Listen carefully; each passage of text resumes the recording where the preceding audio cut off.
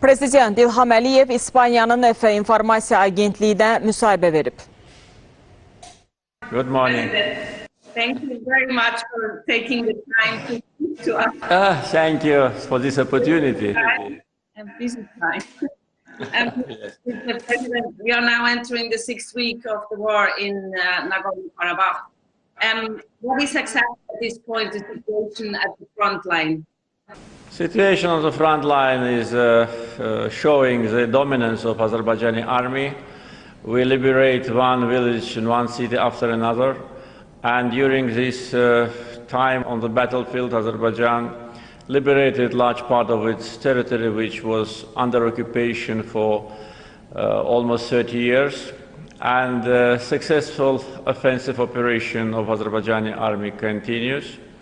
And this once again shows that we are a strong country and we are fighting on our own soil. We restore international territorial integrity of Azerbaijan, and by the way, we implement the United Nations Security Council resolutions which demanded withdrawal of Armenian troops from our territories, but were not implemented by Armenia for almost 30 years. You want to recover the 7 occupied districts, 5+2. How much of those have you already recovered? Actually, 4 of the 5 occupied districts have already been liberated, either completely or partially. And today we are in an active phase of deoccupation of other districts which have been under occupation. And as I said, we implement UN Security Council resolutions. And by the way, we already implement part of the basic principles, because the basic principles for settlement, which have been proposed by the OSCE Minsk group, actually demanded the liberation of occupied territories of Azerbaijan. Unfortunately, Armenia was not willing to do it voluntarily, therefore we had to force them to do it. Both sides have agreed already to 3 humanitarian ceasefire, but none was helped for not even a few minutes. Why is it impossible to stop the war and sit down to talk? I think one of the reasons why these ceasefires didn't work was the attempt of Armenia to regain back the territories which have been already liberated by us. In other words, they wanted to occupy them again. Therefore, they tried to use the ceasefire, which, as you correctly mentioned, was announced on humanitarian grounds, in order to mobilize their resources and launch a new attack. And when they failed to do it, they launched a ballistic missile attack from the territory of Armenia on the 2nd largest city of Azerbaijan, Ganja. They did it twice, but first time on the 10th of October, right after the ceasefire was announced, and that caused the killings of 10 civilians, and tens have been wounded. So they brutally violated the first ceasefire.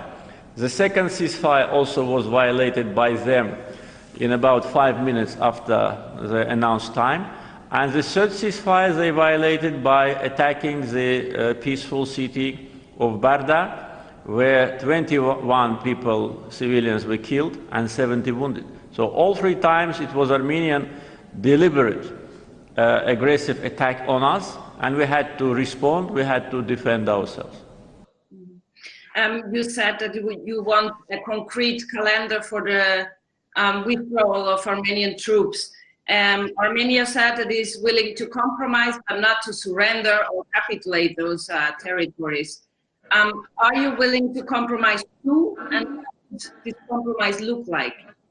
First of all, our position has been already many times declared during this almost 40 days. On many occasions, I said that our task is to restore territorial integrity of Azerbaijan, return 1 million Azerbaijani refugees and internally displaced persons to their homelands, to the territories where they lived for centuries, and after that, to provide peaceful coexistence between Azerbaijani and Armenian community in that area. Our position is based on the common sense, on humanitarian grounds, and is supported by international community, so it's very clear. Armenia, when they talk about compromise, they do not say anything concrete. They talk only about self-determination, but self-determination is not a compromise on their side. They should be more accurate in their position because it's very ambiguous now. Therefore, we demanded the timetable for withdrawal of Armenian troops from the occupied territories, and we demanded it from the very first day of the clashes. So if Armenia listened to us and behaved in a reasonable way, today we wouldn't have had a situation which we are now facing. The war would have stopped maybe a month ago.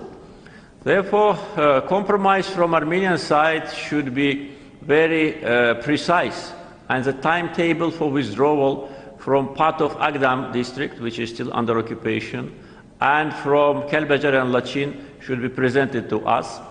And Armenian Prime Minister should personally declare that. But not only they don't give us a timetable, they do not say that they will liberate those territories. During all this time, since 27th of September, never Armenian military political leadership said anything about liberation of territories. In this case, they actually show disrespect to Minsk Group co-chairs, which elaborated these principles providing return of 7 territories, and they actually lead to more escalation. So we expect from Armenian Prime Minister to say openly, publicly, that they will withdraw from Kəlbəcər, Laçin, and the remaining part of Agdam. And if not, there's only the military option for you. Nothing is left for, there's no other option. We don't want to continue military operations. And I said many times and can repeat today, if Armenian Prime Minister, personally him, the person who is responsible for this bloodshed, makes such a statement, we're ready to stop immediately. Immediately. And I am a person who keeps his word, and we will do it. But he doesn't say it. He wants to win time. He wants to have the ceasefire in order to get some more military assistance. He wants to use this ceasefire in order to launch new attacks on Azerbaijan and to regain back the territories which we liberated. That's what he is after. Are you willing to sit down at this point with Mr. Pashinyan, or is there no point in it? No point in that at all. I had many meetings with him during the last 2 years, but all of them were absolutely useless and senseless, except the first meetings where he promised me that if Azerbaijan gives him a time after so-called revolution, he will make his homework, he will strengthen his position politically in Armenia, and then he will be willing to work constructively and in order to implement the basic principles. That was what he told me in the early months of his leadership in Armenia. But after a year, he said completely different things. He said that there will be no centimeter of land to be returned to Azerbaijan. He said Karabakh is Armenia. He said that Azerbaijan have to negotiate with so-called authorities of this quasi, entity Nagorno-Karabakh. So he did everything to destroy negotiation process. Therefore, at this point, I don't see any sense meeting with him. Our foreign ministers met recently in Geneva, and I think this is the proper format now for the communications. You said that almost during 30 years, the Minsk group did nothing or didn't reach any progress to recover the occupied territories.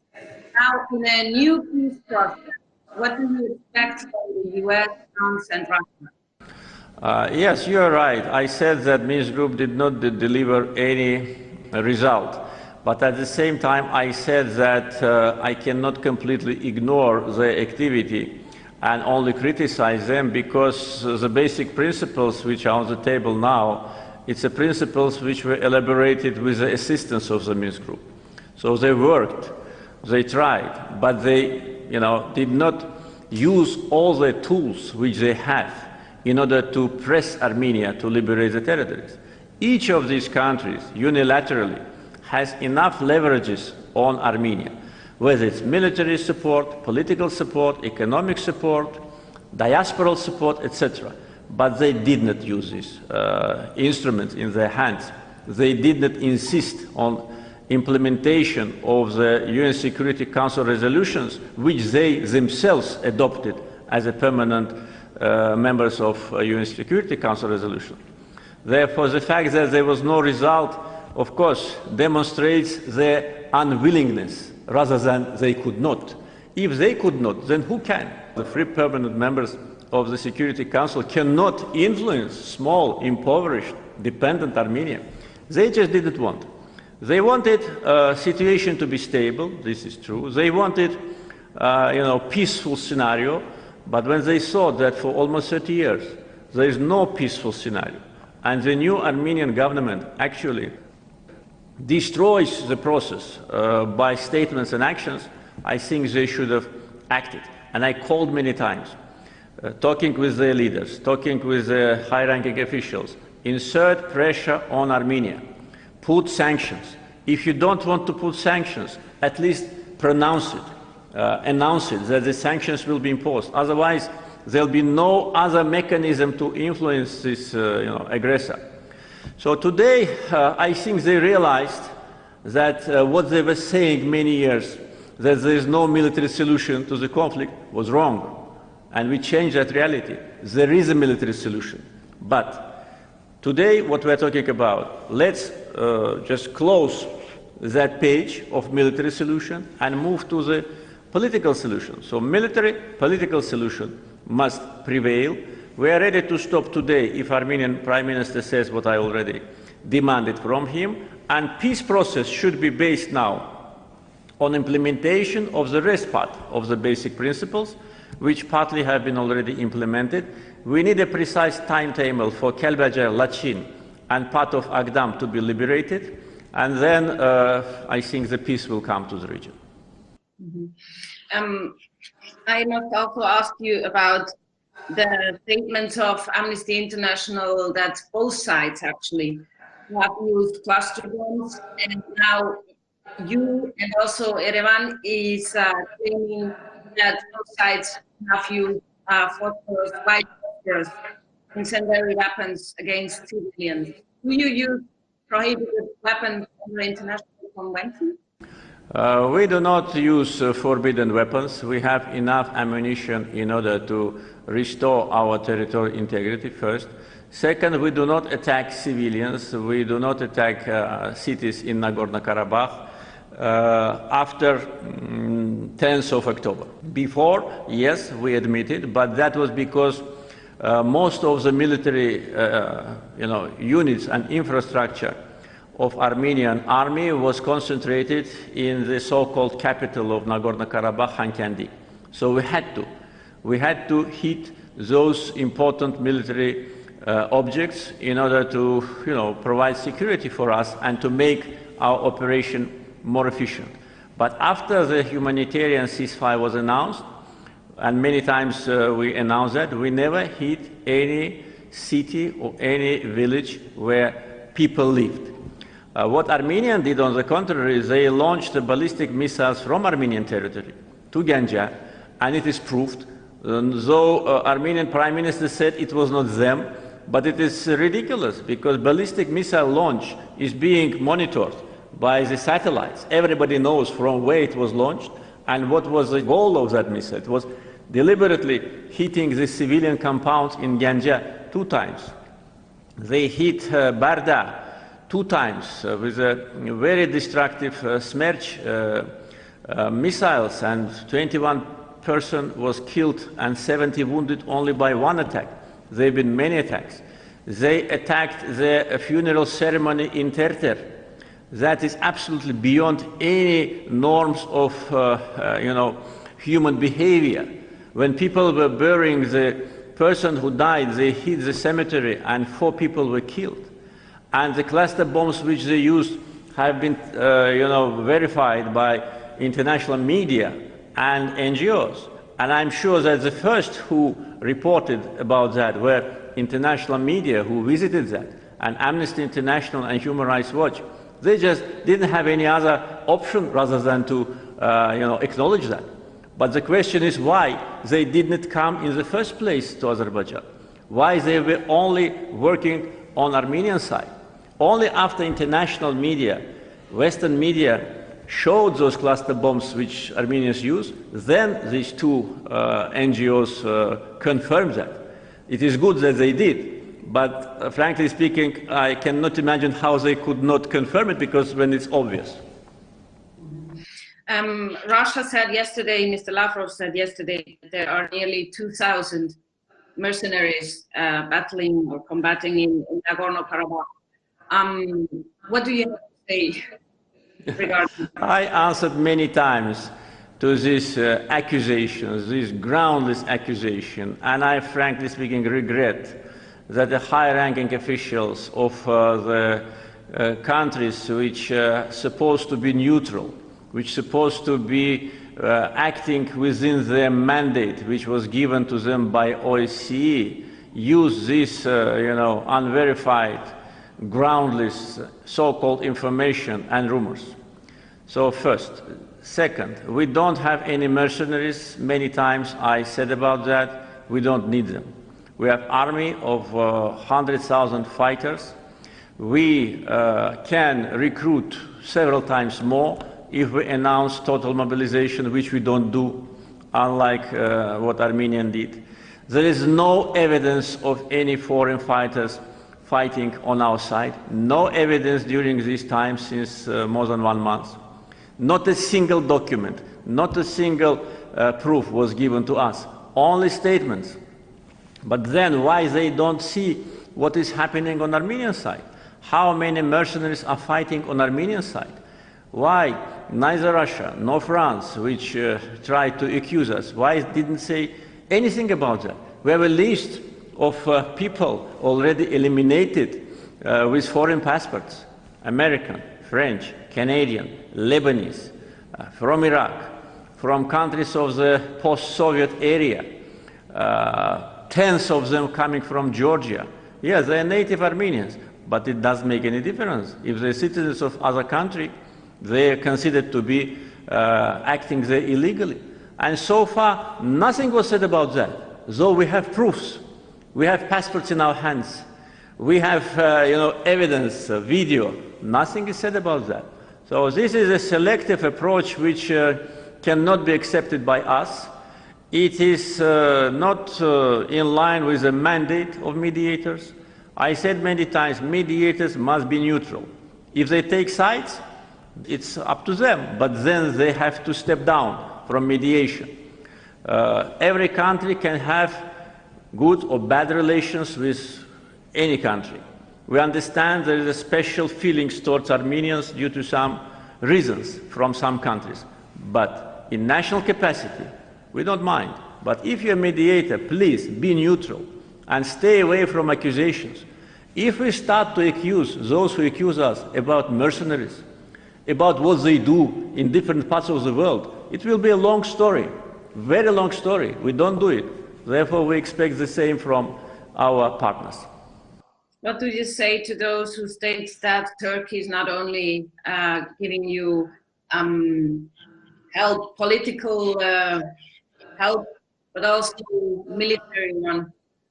I would say that this is another provocation, another false news. There is no any military support from Turkey, apart from the fact that we are buying modern military equipment from Turkey. This is true. And this is a sophisticated, modern equipment that I think every army in the world would have envied, about. And Turkey's military industrial complex really demonstrates miracles. And this equipment helps us a lot on the battlefield. But we buy it. We sign contracts. Everything is transparent. Everything is legal. We buy weapons from other countries. Why nobody talks about how many weapons we bought from Russia? Only Turkey, because Turkey is now in the center of attacks from, unfortunately, different, European politicians. There are attempts to demonize Turkey. There are attempts to blackmail Turkey, to press it. This is absolutely unacceptable. Main weapons come from Russia. We buy weapons from other countries. Only Turkey is here. So this is first. Second, those who always keep saying that Turkey provides military support to us, why don't they say that Russia provides military support to Armenia? Mediator, Minsk Group co-chair. We have proofs in our hands. We delivered this information to Russian officials. How much weapons were delivered to Armenia during these 40 days? Why nobody talks about that? Let's talk about that. Let's be fair. Therefore, first, this is wrong. Second, we buy Turkish military equipment and we will continue to do it. And third, there should be no double standards about that. And those, by the way, who tell that Azerbaijan is military supported by Turkey, I think should refrain from these absurd accusations. Turkey has obviously interests in the region, as have also Iran and Russia. Armenia has asked Russia for the possibility to guarantee its security. Do you fear an internationalization of the war? That's what Armenia wanted to do from the very beginning. And we were always against. I said many times to all the countries, stay away from this conflict. It is our business, it's our battle for territorial integrity. And there should be no attempts to internationalize the conflict. But Armenia did everything to do it. And the letter which Armenian Prime Minister sent to Russian President not only demonstrates that they already admit their defeat, that we beat them on the battlefield, it also shows that they want to internationalize the conflict. They want to drag Russia into a direct participation on the ground, which is absolutely unacceptable, and as far as I know, was rejected by Russia, and Russian foreign minister issued a statement about that. Maybe I'm not precisely correct in my words, but the sense was that the fight is taking place on the territory of Azerbaijan. If Azerbaijan attacks, or if any country attacks Armenia, then Russia will have their, obligations. But the battle is going on our soil. So these attempts, I think, are absolutely useless. Russian position was articulated by the foreign minister. Iranian position was also articulated. Probably you heard about Iranian plan for the settlement, which provides territorial integrity of countries. And recently the Iranian religious leader made a statement that Armenia should liberate internationally recognized territories of Azerbaijan. So this is a reaction of two neighbors. Position of Turkey is well known. It always stands for international law and UN Security Council resolutions. Georgia, on many occasions before, also supported Azerbaijan's territorial integrity. This is a position of our neighbors. So Armenia is in isolation. So they want to internationalize the conflict. They want to exploit some fake news and some fake news from the history in order to get support. But the best way for Armenia to act now is to admit their defeat, admit our victory, and make a commitment that they will liberate the remaining part of the territories. If they recognize the independence of Nagorno-Karabakh, what would your reaction be? If they wanted to recognize, they would have recognized a long time ago. Why they did not recognize it before? Because they clearly understand that by this very irrational step, negotiations will stop. Absolutely. So if they do it, there will be nothing to talk about. And then no peaceful initiative, no basic principles, no future, settlement, nothing will be on the table.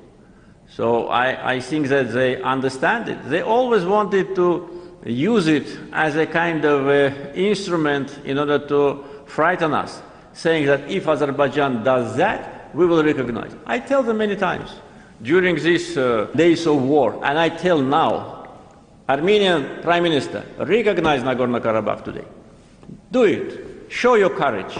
Show that your words mean something. Recognize Nagorno-Karabakh today. Again, and you will see that they will not do it, because they are cowards. They can fight only against peaceful civilians. And when they see this, they run away. Would you be willing to accept an autonomous region? This should be part of the future discussions on the basic principles, because the first part of the basic principles demanded the withdrawal of occupied territories, 5+2 in timetable. Then there were other elements of the basic principles like security, peacekeeping operations, status of Nagorno-Karabakh, and we always were very open to discuss it. We offered them many times, different ways, but they rejected. We offered them autonomy inside Azerbaijan. We offered them, cultural autonomy. We said that there are good examples in the world, in Europe, in Scandinavia, these Alan Islands, in Italy, with this Southern Tyrol, district, in many other, but they rejected everything. They demanded independence only, and they wanted us to recognize this independence.